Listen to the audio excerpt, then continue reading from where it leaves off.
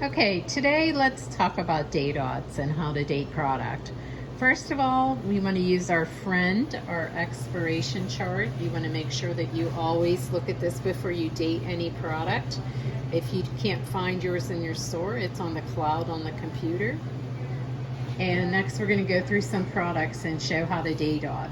First of all, when you do the date aud, you should always have the date that it expires, your initials, and the time. We use a time of 9 p.m. for everything because that's when most of our kitchens close. So we want a 9 p.m. on an expiration time on all the date odds. So here's a look at some products that we date auded so you know where the date aud should be placed. First of all, if you have a pan of product in your cooler, the date aud should be in the bottom right hand corner.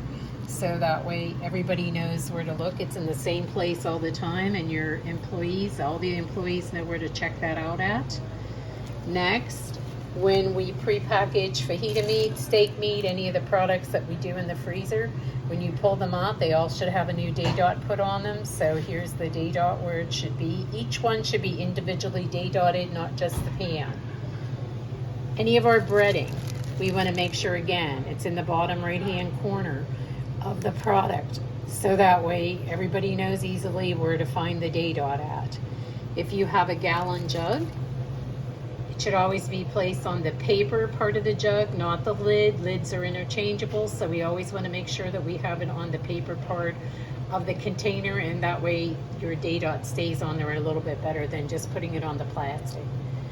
If you have any type of plastic container, bin, this should always be date auded on the side of the bin, not on the lids. Again, lids are interchangeable, not in the top corner. It should always be on the bin itself.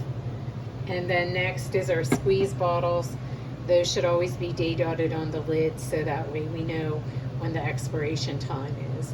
Now we have a couple other products that we date, but for these items you can use your price gun. So all our pepperoni rolls are supposed to be individually dated with a price gun.